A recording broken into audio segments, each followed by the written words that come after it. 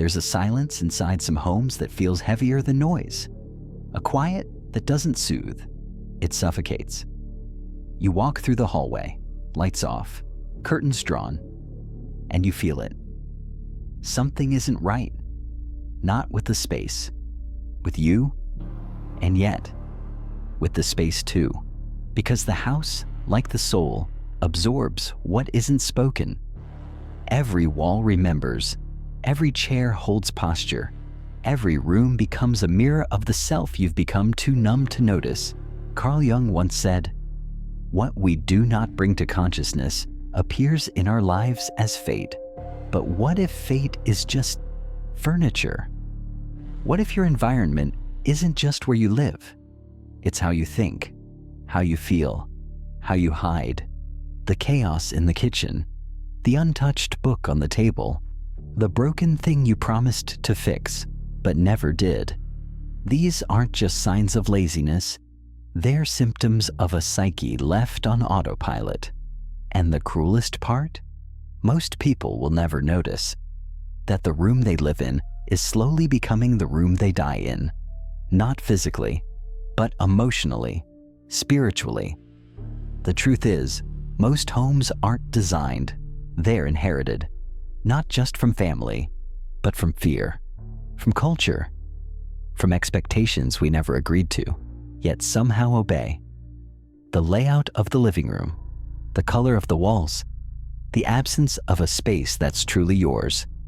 These are unconscious decisions, rituals of suppression, masked as decoration. It's not just cluttered closets, it's inherited self-denial, a living performance of someone else's idea of peace. Nietzsche would call this passive existence a betrayal of the will to power.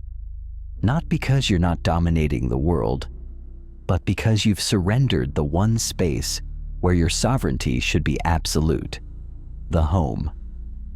When you don't shape your environment, it shapes you. It tells you who you're allowed to be, what you're allowed to feel, and slowly, you start editing yourself to fit the furniture. And here lies the invisible prison Michel Foucault warned us about. Power not enforced through violence, but through architecture. Aesthetic obedience, the neutral beige of respectability, the minimalist shrine to productivity, the room that looks great in pictures, but feels dead inside. What you call home may in fact be a blueprint for internalized surveillance, every object placed just right, every impulse kept just wrong, comfort as a cage, cleanliness as a muzzle, and you begin to confuse numbness for peace. But let's be honest, you don't merely live in your home, you perform in it. You replay the same scenes, the same silences, the same arguments in the same kitchen corners. Your unconscious scripts looping like background music, inaudible but ever present. Until one day, the house stops feeling like shelter. It starts feeling like a story you didn't write, a story you're afraid to rewrite. But there is another way, a radical inversion, a sacred act of rebellion, to turn your home, this quiet stage of unseen pain, into what Jung might call a Kraftort, a place of power. Not because it's perfect, but because it's honest. It reflects who you're becoming, not who you were forced to be. And when your space begins to reflect your truth, you don't just rearrange furniture, you reshape your psyche. This isn't interior design. This is inner architecture, and it begins now. You don't just keep things, you carry them in drawers, in closets, in corners you haven't touched in years. But more than that, you carry them in your nervous system. A sweater from someone you no longer speak to, a pile of old papers you're too afraid to look at, a gift you didn't even like but couldn't throw away. These aren't just objects. They are unresolved stories, echoes of moments you didn't know how to end. And each one, without you realizing, takes up space inside you. Carl Jung wrote, "What we resist within ourselves doesn't disappear. It waits. And when you can't confront it internally, it manifests externally." That's what clutter is. Not laziness, not disorganization, but shadow.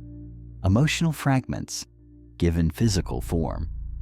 You walk past them every day pretending they don't exist, but they do. And they whisper, "You haven't dealt with this yet." There's a reason people cry when they clean deeply. It's not the dust, it's the memory inside the dust.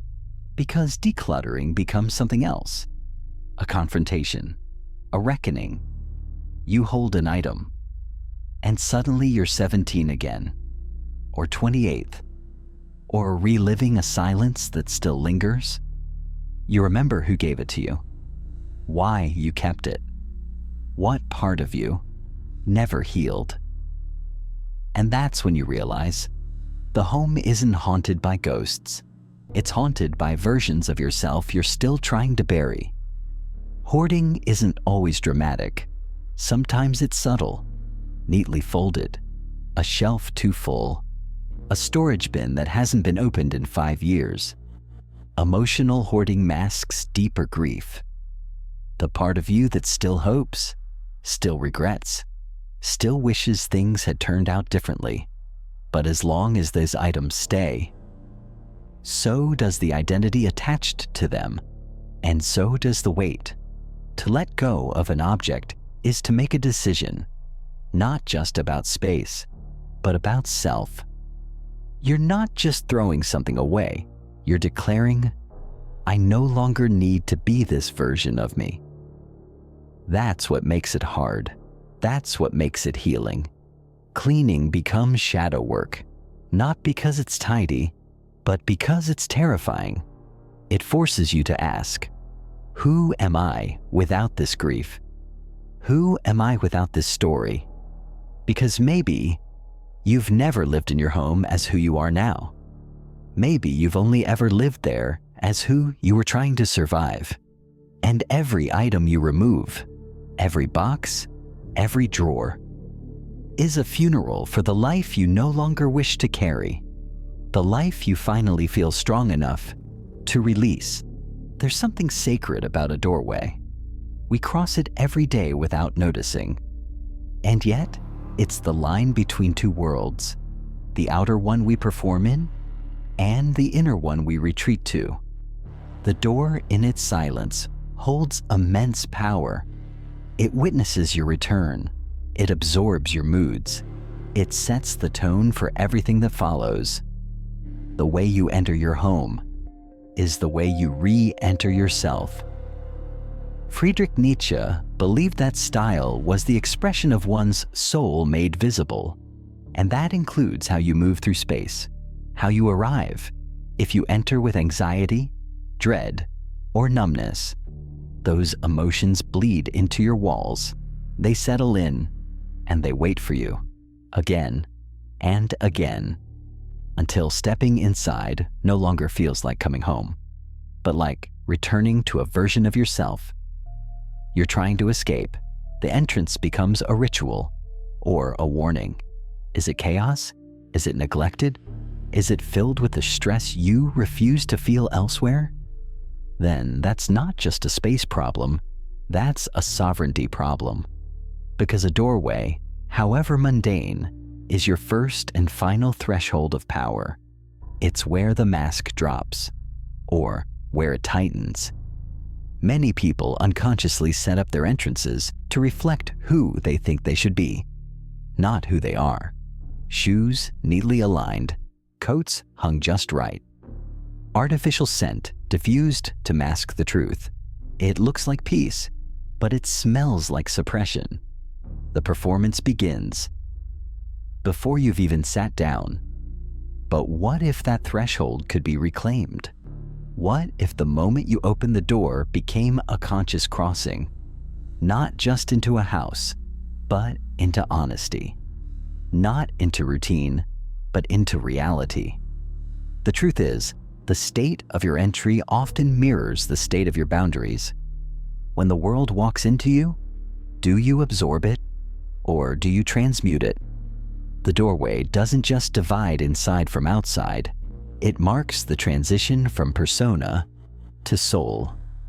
And if it's been neglected, if it's become just another hallway of habit, then maybe you've forgotten how to cross into yourself with reverence. Maybe the anxiety you feel isn't just from work, or noise, or exhaustion.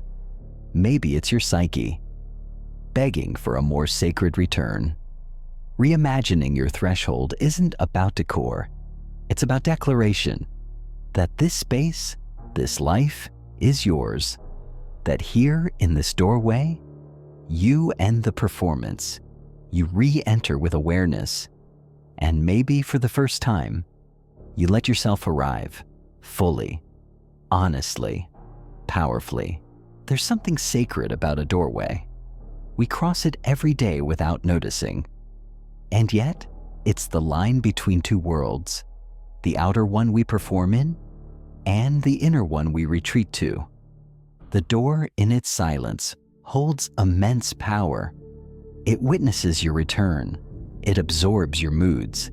It sets the tone for everything that follows. The way you enter your home is the way you re-enter yourself. Friedrich Nietzsche believed that style was the expression of one's soul made visible, and that includes how you move through space, how you arrive. If you enter with anxiety, dread, or numbness, those emotions bleed into your walls. They settle in, and they wait for you, again and again, until stepping inside no longer feels like coming home, but like returning to a version of yourself. You're trying to escape. The entrance becomes a ritual or a warning. Is it chaos? Is it neglected? Is it filled with the stress you refuse to feel elsewhere? Then that's not just a space problem, that's a sovereignty problem. Because a doorway, however mundane, is your first and final threshold of power. It's where the mask drops, or where it tightens. Many people unconsciously set up their entrances to reflect who they think they should be, not who they are. Shoes neatly aligned, coats hung just right. Artificial scent diffused to mask the truth. It looks like peace, but it smells like suppression. The performance begins before you've even sat down. But what if that threshold could be reclaimed? What if the moment you opened the door became a conscious crossing, not just into a house, but into honesty, not into routine, but into reality? The truth is, the state of your entry often mirrors the state of your boundaries. When the world walks into you, do you absorb it or do you transmute it? The doorway doesn't just divide inside from outside, it marks the transition from persona to soul. And if it's been neglected, if it's become just another hallway of habit, then maybe you've forgotten how to cross into yourself with reverence. Maybe the anxiety you feel isn't just from work, or noise, or exhaustion. Maybe it's your psyche, begging for a more sacred return. Reimagining your threshold isn't about decor, it's about declaration that this space, this life, is yours. That here in this doorway, you end the performance. You re-enter with awareness, and maybe for the first time, you let yourself arrive fully, honestly, powerfully. There's always one room you avoid, one drawer, one shelf, one corner that doesn't just hold dust. It holds something deeper, something older. And without saying it out loud, you know, this part of your home doesn't belong to the present. It belongs to the forgotten, the ignored, the suppressed. But why? Why do we let certain spaces fall into exile? Jung would say, it's the psyche, mirroring itself again. That which we refuse to explore internally becomes that which we abandon externally. A locked attic, a cluttered basement, a storage room you haven't stepped into in months. These are not architectural accidents. They are psychological absences, pieces of self left behind. Every space in your home has a psychic twin inside you. And when a room is neglected, it's because a part of you has been exiled. Maybe it reminds you of someone you used to be. Maybe it holds projects you never finished, dreams you outgrew, or grief you never gave language to. So you close the door. But something behind it still echoes. You feel it, a quiet shame, an invisible discomfort, a silent guilt you carry every time you walk past. But the truth is, these rooms are not dead. They are dormant, waiting, and they carry within them the very key to individuation, the Jungian process of becoming whole. Because wholeness isn't comfort, it's confrontation. It's walking into the space you've abandoned and saying, I am ready to meet the part of me that lives here. That might mean facing the attic where your childhood lives, the basement where your instincts were buried, the guest room where no one ever stays, but still holds conversations you never had. These aren't just rooms. They are symbolic chambers, emotional dungeons, and the hero's journey doesn't begin in the bright parts of the house. It begins in the dark corners, the ones you forgot you even built. Reclaiming a neglected space isn't about renovation. It's about reintegration. It's not about making it beautiful. It's about making it honest. Sometimes just opening the door is enough. Sometimes sitting in the silence of that forgotten room brings more truth than 1,000 affirmations. Because you can't heal what you won't enter, and you can't love a self you still refuse to acknowledge. The exile ends not when the room is perfect, but when the room is remembered. When you return, not as who you were, but as who you are now, willing to face the echoes, willing to fill the silence with presence, willing to say, even here, I belong. Some things hold more than weight. They hold meaning. A small stone on the shelf, an old photograph yellowed by time, a figure carved in wood, a handwritten note folded in a drawer. These aren't just possessions. They are portals. They anchor you to who you've been, and sometimes to who you could become. Carl Jung understood. The psyche doesn't speak in logic. It speaks in symbols, in images, in patterns. That's why certain objects pull at you. They don't just remind you of the past. They awaken something ancient inside you. A kind of knowing that bypasses thought. A memory that isn't personal, but collective. Archetypal. Gaston Bachelard, the poet-philosopher of space, wrote that the house is not experienced geometrically, but intimately. And so are the objects within it. A cup isn't just a cup. It can be a ritual, a mirror, a grief, a hope. It depends not on its function, but on its story, its energy, its place in your emotional myth. This is why minimalism, though visually clean, can sometimes feel empty. Because what we really seek isn't absence, it's presence, not less, but meaning. We're not overwhelmed by the number of things. We're suffocated by the lack of soul in them. A house full of symbols is never cluttered. It's sacred. You may already have your anchors, a necklace passed down through generations, a book you always return to, a tool you never use, but refuse to throw away. Look closer. Ask why. Ask what part of you that object speaks to. Is it your inner warrior? Your child self? Your grief? Your hunger for beauty? And if nothing around you feels alive in that way, then that's not an accident. That's a reflection of disconnection, of meaning lost beneath productivity, of a life arranged for convenience, not coherence. You don't need to buy more. You need to see deeper, to reawaken the symbolic charge of what already surrounds you. Because when you give symbolic presence to objects, you don't just decorate a home. You activate a soul. You surround yourself with reminders that you are more than routine, that you are story, that your life, however quiet, is myth in motion. The sword on the wall is not about violence, it's about sovereignty. The candle is not about light, it's about ritual. The worn-out chair is not just a place to sit, it's a throne of memory. To live among such objects is to never forget, to carry your own sacredness with you, room by room, not to impress, but to remember, not to escape life, but to inhabit it, fully, symbolically.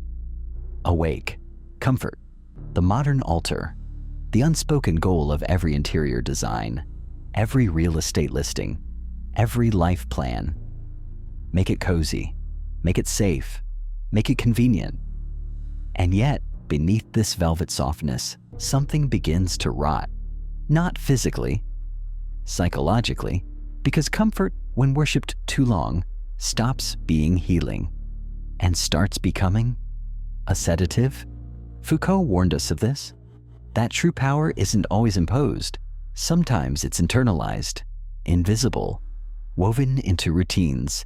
And there is no better example than the modern home, designed for ease, structured for efficiency, every need anticipated, every discomfort removed. But in that removal, something vital disappears. The tension that sharpens you, the silence that confronts you, the friction that forces you to feel. A home built only for comfort is not a sanctuary. It's a cell, padded in softness. You don't grow there. You don't awaken. You drift. You repeat. You perform peace, while your inner world decays under the weight of anesthetized days. You stop hearing the call to change because the cushions are too thick, the lighting too warm, the distractions too constant. Nietzsche would have seen this as a betrayal, not of society, but of self.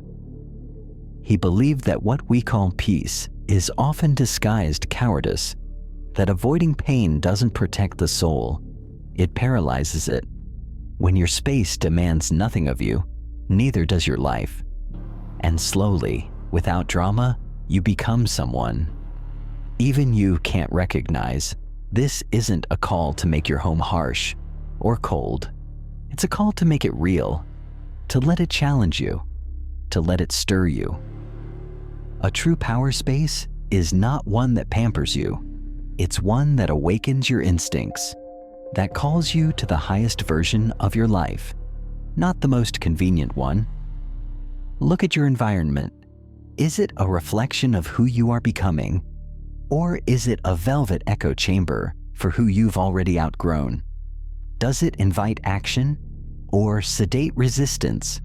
Does it remind you of your potential or allow you to forget it?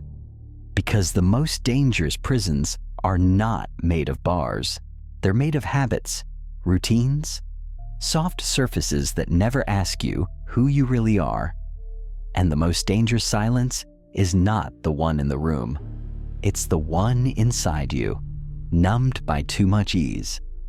To reclaim your space is to reclaim your edge, to redesign your home as a place where you don't just rest, you rise, where every room doesn't just comfort you, it confronts you, where the walls don't whisper lullabies of complacency, but declarations of intent. Not comfort for comfort's sake, but a balance, a rhythm, a home that doesn't put you to sleep, but helps you wake up every day, a little more conscious, a little more alive, a little more willing to feel what most spend their lives trying to avoid. A house is not neutral. It never was. It either deepens your trance or wakes you from it. It either heals you or it harms you. Not with violence, but with slow erosion. The erosion of awareness, the erosion of purpose, the erosion of self. And the most tragic part? You'll think you're safe. You'll call it peace. You'll say, "I'm just tired." But beneath the stillness, something inside you will whisper, "You've disappeared." Carl Jung understood that the home is more than shelter. It's the last mirror, not the one you hang in the hallway, but the one that reflects your psyche, your path, your truth. And the question is not whether your house is beautiful. The question is, does it reveal who you've become? Does it hold the weight of your honesty? Or does it hide the parts of you you're still afraid to face? Because a true sanctuary doesn't just soothe you. It awakens you. It reflects your evolution. It holds your silence without suffocating it. It welcomes your grief without glorifying it. It mirrors your strength without needing to display it. And that kind of space, that kind of power, can only be built when you stop designing for others and start constructing from within. Nietzsche believed we should build temples, not shelters, places that elevate, not just protect, rooms that demand presence, walls that remember purpose, corners that echo with conviction, not to impress, not to decorate, but to prepare for life, for conflict, for meaning. And Foucault, always watching the invisible strings, would remind you, every room you ignore is a decision. Every corner you fear is a part of yourself you've silently sentenced to exile. That's the architecture of repression. And most never realize they've agreed to it, one neutral couch at a time. So pause. Look again. Your home is not a backdrop. It's a soulscape. Every chair, a confession. Every light, a choice. Every object, a belief made visible. Rebuild it, not to escape the world, but to re-enter it. Rebuild it, not to feel safe, but to feel seen. Not for perfection, for presence, not for others, for the self you've been waiting to become. This is your space, your silence, your truth. Let it speak. Let it stir. Let it remember you.